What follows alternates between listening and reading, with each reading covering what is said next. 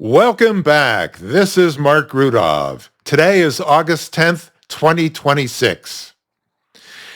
And Gavin Newsom, the hologram governor of California, is going to meet with Abdul El-Sayed, the radical communist Jew hater who just won the Democrat primary in Michigan for the U.S. Senate. So Gavin Newsom, who's been in politics for 100 years, is flying in to meet with a guy who's been in politics for 3 seconds because Gavin Newsom wants to hitch his wagon to Abdul's star. I wrote about Gavin in my book, The Need for Control. Still seeking daddy's attention. It's quite pathetic. So that's why today I'm talking about Gavin Newsom. He's the reason I left California after living there for 21 years. When I moved there, it was a postcard. It had everything: weather, industry, prosperity, beauty, you name it. California had it. And because of Gavin Newsom, it's now ravaged by poverty, homelessness, illegals, defecation on the streets in LA, San Francisco, and elsewhere. It's a disaster. And the lunatics who live there voted for him twice. He was recalled, and he beat the recall. Whenever you talk to Gavin and ask him who he is, it all depends on the day, the week, the month.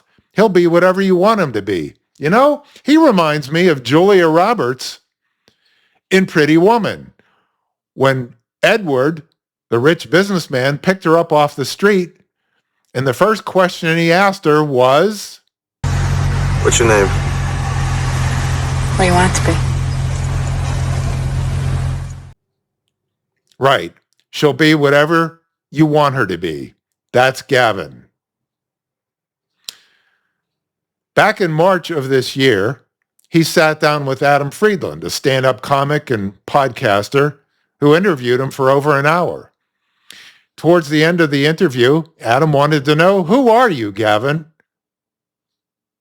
And Gavin said this.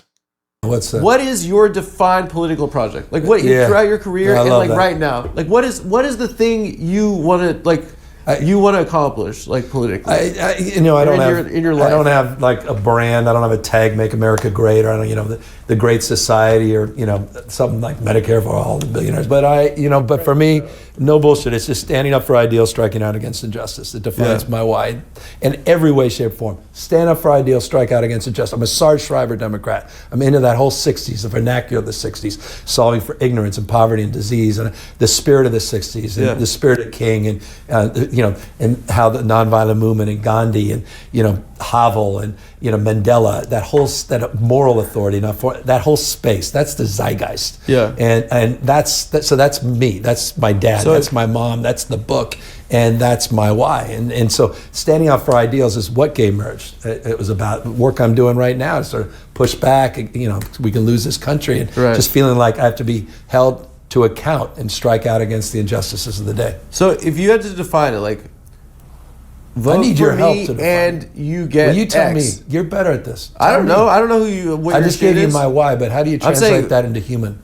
Talking to a regular guy. Yeah, no. What does that offer? I've struggled with being able to communicate. I told you what my why is and why I'm here, and I mean that. And that's ingrained in every aspect of my life, and it connects the dot. Even in my private life, in terms of the business things I've done, stupid things like screw cap wines and selling wine at retail, in restaurants, trying to sort of break up monopolies and try to strike out against the injustice, the rigging of the system, et cetera. And it's part of, What's all the screw iterations. cap wine? What is that? I see how here we're going back. But that's in the book. You got to buy the book. Oh, because it's like less classy.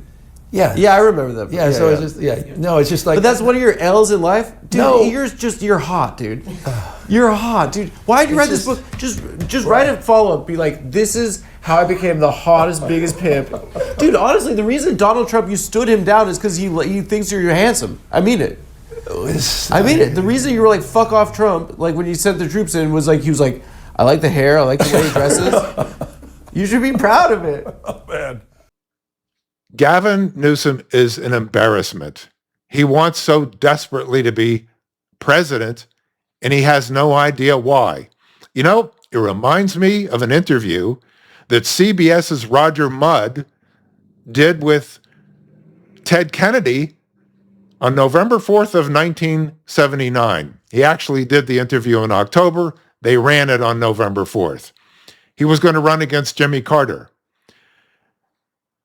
And because of what he said in this interview, or what he didn't say, Jimmy Carter killed him. Why do you want to be president? Well, were I to make the announcement and to run, the reasons that I would run is because I have a great belief in this country that it is, as more natural resources than any nation of the world, as the greatest educated population in the world, the greatest technology of any country in the world, the greatest capacity for innovation in the world, and the greatest political system in the world. And yet I see at the current time that most of the industrial nations of the world are exceeding us in terms of productivity, are doing better than us in terms of meeting the problems of inflation, that they're dealing with their problems of energy and their problems of unemployment. And it just seems to me that this nation can cope and deal with its problems in a way that it has in the past. We're facing complex issues and problems in this nation at this time, but we have faced similar challenges at other times.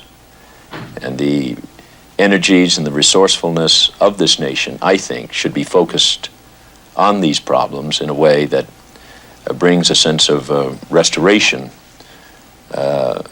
in this country by its people in dealing with the problems that we face, primarily the issues on the economy, the problems of inflation, and the problems of energy. And I would basically feel that it's imperative for this country to either move forward, that it can't stand still, or otherwise it moves backward. What would you do different from Carter? Well, in which particular areas? Well, just take the question of leadership. Well, it's you have to come to grips with the different issues. So Ted Kennedy, like Gavin Newsom today, has no idea who he is and no idea why he wants to be president. And because of this terrible interview, and 10 years before that, I know he killed Mary Jo Kopechne on Chappaquiddick Island of Massachusetts. You know, I'm sure that had something to do with it too. But Ted Kennedy, also a hologram.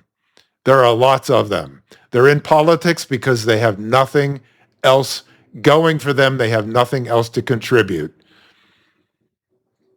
So think about that when you're branding your company. If you have no reason to offer value and benefits to customers or voters, you shouldn't be in business. You shouldn't be in politics. Go find something to do. This is Marc Rudov. Find me at marcrudov.com. Don't forget to read The Need for Control. Find it at theneedforcontrol.com. Until next time.